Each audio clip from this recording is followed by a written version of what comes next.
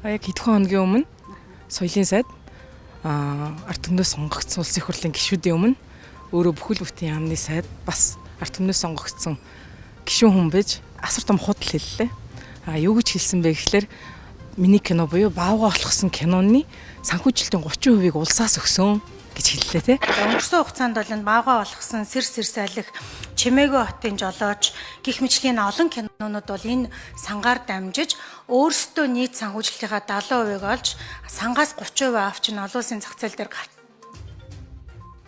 За нэмээд 1 минут үгүй 8 сайдд. Ийм боломжууд бий болсон. Нэг талдаа одоо засгийн газрын энэ сангаар дамжуулан одоо кино урлагийн салбарыг дэлхийд таниулах, нөгөө талдаа одоо өөрсдийн Монгол контентыг буюу Монгол агуулгатай контентыг дэмжих энэ боломжууд бол бүрэн зогсох ийм эрсдэл төрж байгаа.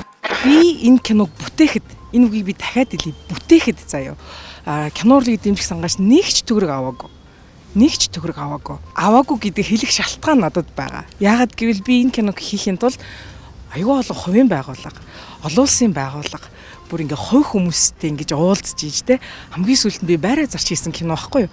Тэгэхээр хүн намайг тэнд тэ 500 сая төгрөг авсан гэж хэлж яхад би аваагүй гэдгийг хэлэх хэрэгтэй байхгүй те. Тэгэхгүй бол миний хамтрагчид юу гэж бодох вэ те? Цаандаж. Тэ наандаж миний гэр бүлийн хүн юу гэж бодох намайг те. Чи 500 сая төгрөг авчаа байраа заруулчих байгаа юм гэж бодвол яана. Тэгээд бүр аюу би хэлэх ёстой дахиад нэг шалтгаан нь би энэ кино төрсөн өдрөөрөө би ингээд хандвийн өдөрлөг хийсэн байхгүй юу. Би өбөх ингээд найзуудаа хайртай хүмүүс ойрол би кино их гэж байгаа надад мөнгө өгөөрэй.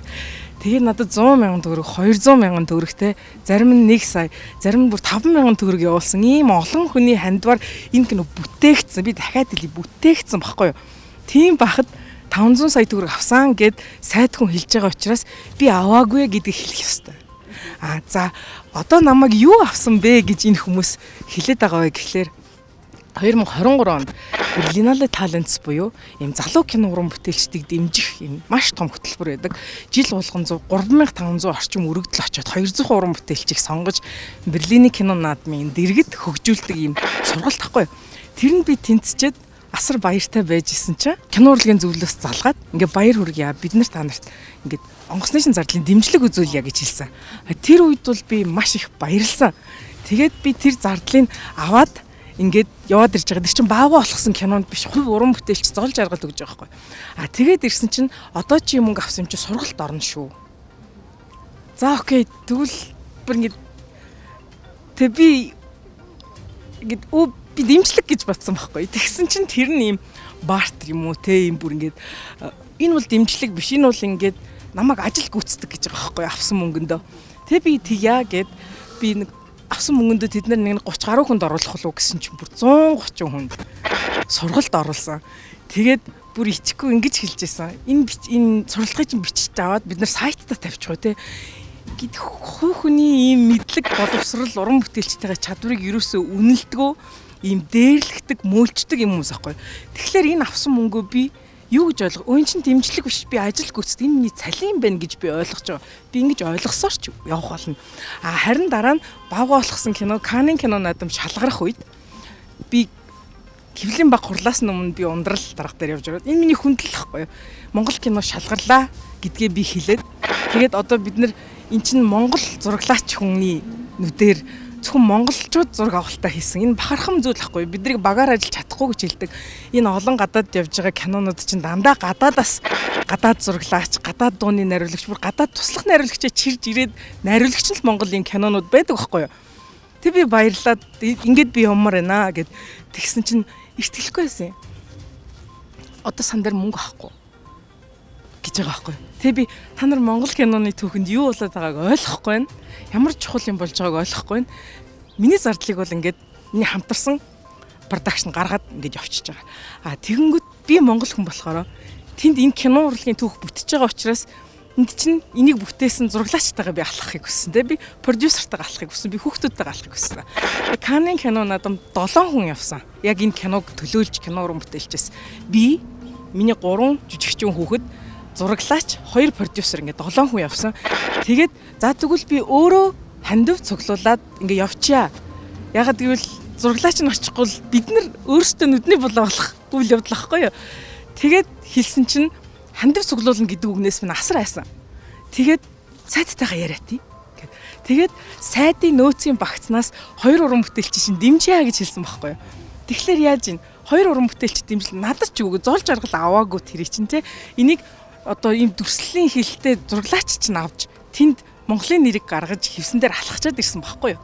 Өнөөдөр тэгэнгүүт бид нар баг болохсон кино Каннын кинонуудад оролцуулсан гэж хэлж байгаа байхгүй юу. Тэ бүр тэнцснийхэн дараа нэг 2 хүнд мөнгө өгснийхөө төлөө тэгтэл үлдсэн 5 хүн бид нар өөрсдөө мөнгө гаргаад явсан. Тэр 3 хүүхэдт маань ингээд хувийн компаниуд ингээд мөнгө өгөөд би бүр ингээд жирэмсэн мөртлөө ингээд богино кинонуудаа үзүүлж мөнгө гоогаад би 35 сая төгрөг босгоод явсан байхгүй юу.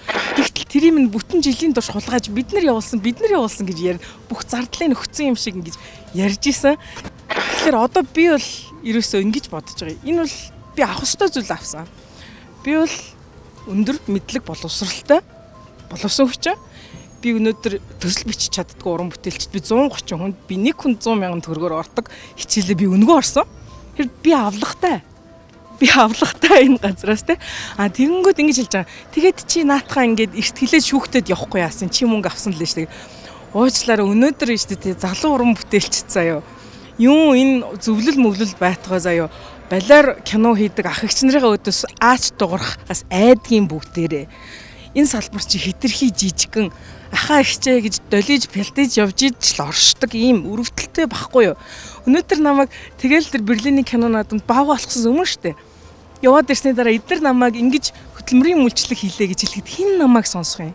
Өнөөдөр яагаад хүмүүс намайг сонсож байгаа вэ? Би Каннын кинонуудад оролцоод ирсэн учраас дэлхийн намайг сонссон учраас хүмүүс сонсож байгаа байхгүй юу. Тэг би айж байгаа байхгүй. Би тэгж хэрэлдэж ингэж чадахгүй. Одоо ч ихсэн хар ингээд энэ сан ингээ бүр завхарцсан байхад хинч дуурахгүй байгаа зү тэ.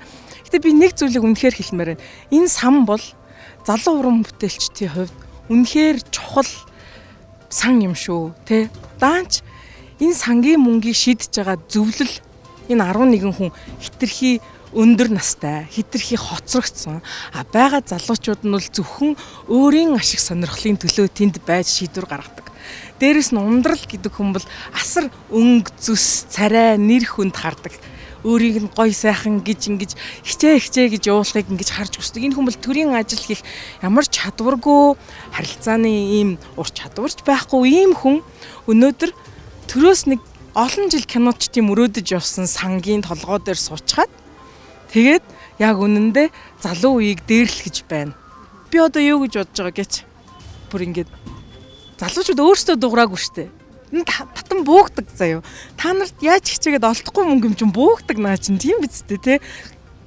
Энэ сангаа байлгамаар байгаа бол тэгвэл тэр зөндөл шудраг ингээл кино хийгээд явдаг. Та нар дуураач те. Та нар дүүнэрийнхээ төлөө дуурайд өгчөөч. Залуу хүн өнөөдөр кино хийж гарч ирэх ямар хэцүү дуурахгүй байгаа байхгүй те. Та нар яагаад насаараа арилжааны кино хийсэн хүн иргэн төлөгдөх ёсгүй ингээд сангийн мөнгө авч яхад дуугаа байгаа юм бэ. Тэгээд залуучууд өөрсдөө та нар яагаад ингээд дуу байгаа юм бэ?